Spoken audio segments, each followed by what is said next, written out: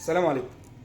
الفترة دي بنات كتير بتشتكي من غمقان الشفايف او تشققات الشفايف او الفوليوم بتاع الشفايف زي ما انتم شايفين كده، او المشاكل اللي موجودة في الشفايف دي. نفسها شفايفها تبقى روزي لبس، لونها وردي، الفوليوم بتاعها كويس، رطبة طول الوقت، ويكون شكلها كويس، خاصة ان احنا خلاص داخلين على العيد. وصفات كتير انتشرت على النت الفترة اللي فاتت وفي برامج مشهورة جدا، ومنها وصفة او الخلطات اللي هي زي الشطة، زي القرفة، زي زيت اللوز، زي الفازلين.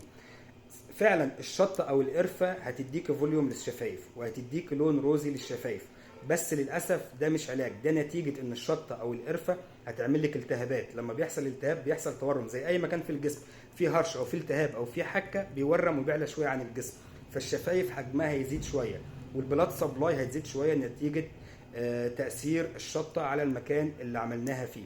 ما تعرفيش حضرتك ان دي نتيجه لحظيه، وبعد فتره هتعاني من سواد وغمقان اكتر من الاول، لان هيقل الترطيب في المنطقه ديت، هيزيد الالتهاب، فيعمل حاجه اسمها هايبر بيجمنتيشن او تصبغات عنيده اكتر من اللي كانت موجوده في الاول. هنقعد نعالج فيها فتره طويله جدا وهتصرفي كتير قوي عليها، فانت في غنى عن الوصفه دي خالص. وصفات برضو انتشرت زي الفازلين انك تستخدميه تخرجي في الشمس. الفازلين ما ينفعش نستخدمه واحنا خارجين في الشمس، لو هنستخدمه نستخدمه قبل النوم، لو هنخرج في الشمس بنستخدم عليه واقي شمس، او بنستخدم فازلين في اس بي اف واحنا خارجين الصبح، او ليب بالم يكون يحتوي على واقي شمس او اس بي اف، لان برضه لو استخدمنا الفازلين العادي واحنا خارجين هيسبب هايبر بيجمنتيشن اكتر وتصبغات اكتر.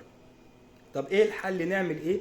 شركه فيجن بتقدم لنا الحل دلوقتي في الميزو ثيرابي بتاع الشفايف اللي هو الروزي ليبس. الميزه اللي فيه الشفايف محتاجه حاجتين عشان خاطر تفضل رطبه طول الوقت ويبقى فيها فوليوم كويس وبيبقى فيها نضاره واللون الروزي، فاحنا محتاجين هالورينيك اسيد ومحتاجين حاجه تزود البلاد سبلاي. فالروزي ليبس بتاع شركه فيجن الميزه اللي فيه انه بتكون من هالورينيك اسيد. الهالورينيك اسيد ده اللي هيدينا ترطيب قوي، اللي هيخلي دايما الشفايف رطبه، اللي هيخليها في حاله كويسه، اللي هيقلل التشققات، وفي نفس الوقت هيدينا الفوليوم بتاع الشفايف اللي احنا عايزينه على حسب ما احنا محتاجين. بنستخدم ديرما بن او بنستخدمه حقن ونظبط الفوليوم بتاع الشفايف اللي احنا محتاجينها. بس كده لا، في الا ارجينين اللي بيزود البلاد سبلاي للشفايف وبيمد الشفايف بدوره دمويه كويسه، فبالتالي هيديها نضاره طول الوقت.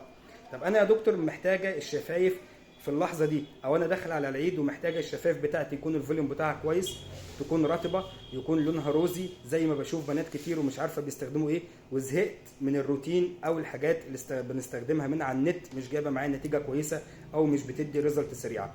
هنستخدم الروزي ليبس بتاع شركه فيجن سواء ديرما بن او حق، هيدينا النتيجه اللي انتم شايفينها قدامكم على الشاشه دي. هنزل لكم كل الصور اللي قبل وبعد الحقن عشان تشوفوا النتيجه بنفسكم، بس هنستخدم بعدها افتر كير مرطب للشفايف يكون كويس وماركه كويسه زي يوسرين ليب بالم، زي شين ليب بالم، الاثنين دول كويسين قوي، او فازلين ليب بالم سيرابي، وده علاجي كويس جدا ونستخدمه بالليل عشان نصحى الصبح نلاقي الشفايف رطبه ومحافظه على الفوليوم اللي احنا عملناه من الروزي ليبس بتاع شركه فيجن وعلى اللون الوردي اللي احنا استخدمناه.